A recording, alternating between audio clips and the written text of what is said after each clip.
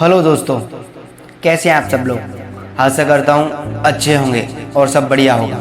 जब किसी space shuttle को अंतरिक्ष में लॉन्च किया जाता है तो उसके लॉन्च के बाद अंतरिक्ष में कदम रखने में मात्र 10 मिनट का समय लग सकता है, लेकिन कोई नहीं जानता कि उसकी 10 मिनट की उड़ान के लिए हो सकता है पिछले 10 साल समय से उसकी तैयारी की जा रही हो।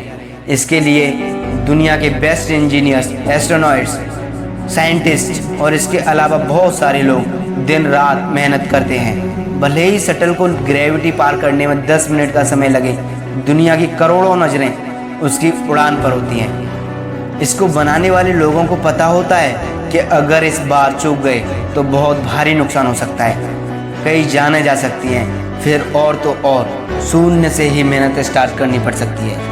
वह इस अंजाम को अच्छी तरह से जानते हैं। उनके पास कोई और ऑप्शन नहीं होता है। जब किसी रनर को 100 मीटर रनिंग का गेम जीतना होता है तो वह उसे जीतने के लिए उसके पहले की प्रैक्टिस 100 मीटर दौड़कर नहीं करता, वह लंबी दूरी दौड़ता है। वह बहुत सारी अलग अलग एक्सरसाइज करता है, अलग अलग मौसम में दौड़ता है, क्योंकि उसे पता होता है कि वह उसके बिना विजेता नहीं बन पाएगा। जब किसी एग्ज़ाम का टॉपर बनना होता है तो वह सिर्फ एक किताब नहीं पढ़ता, वह बहुत सी किताबें पढ़ता है। वह सिर्फ एक मौसम में नहीं पढ़ता, वह हर मौसम में पढ़ता है। पढ़ने का मतलब सिर्फ रट्टा मारना नहीं है, पढ़ने का मतलब है ज्ञान प्राप्त करना, कुछ नया सीखना, मन में जिज्ञासा रखना और हर वक्त आंखों में एक लक्ष्य रखना कि मैं करूँगा, मुझे करना ही है, मेरे पास और कोई रास्ता नहीं है। जब इसको किए बिना मेरी लाइफ का कोई मतलब नहीं है, मेरे पास कोई ऑप्शन नहीं है, मेरे पास कोई दूसरा रास्ता नहीं है।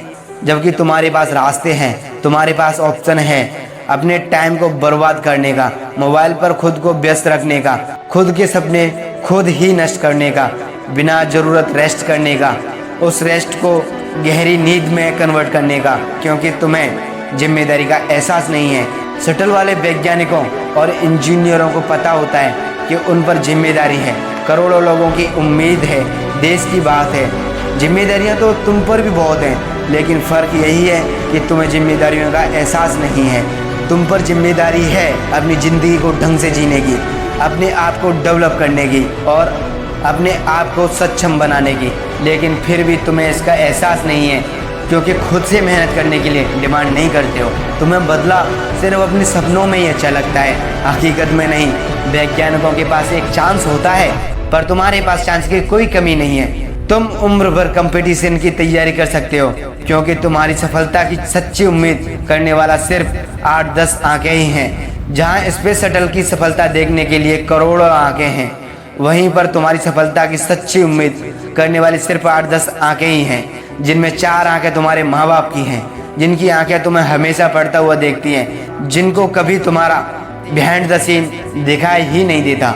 बाकी के 2-4 कोई खास इंसान ही होंगे जो तुम्हें सफल देखना चाहते हैं, पर इस जिम्मेदारी को तुम स्किप कर देते हो और उनमें से अगर कोई कुछ बोले तो उनको सीधे प्रॉमिस कर देते हो, ज़्यादा कोई बोले तो नेगेटिव रिएक्शन दे देते हो। जानते हो, अगर तुम एग्जाम में फेल भी हो गई तो भी पहले का पढ़ा हुआ तुम्हारे दिमाग में ही रहेगा। स्पेस मिशन की तरह जीरो से शुरुआत नहीं करनी पड़ेगी। तुम जानते हो कि फेल होने से किसी की जान नहीं जाने वाली है।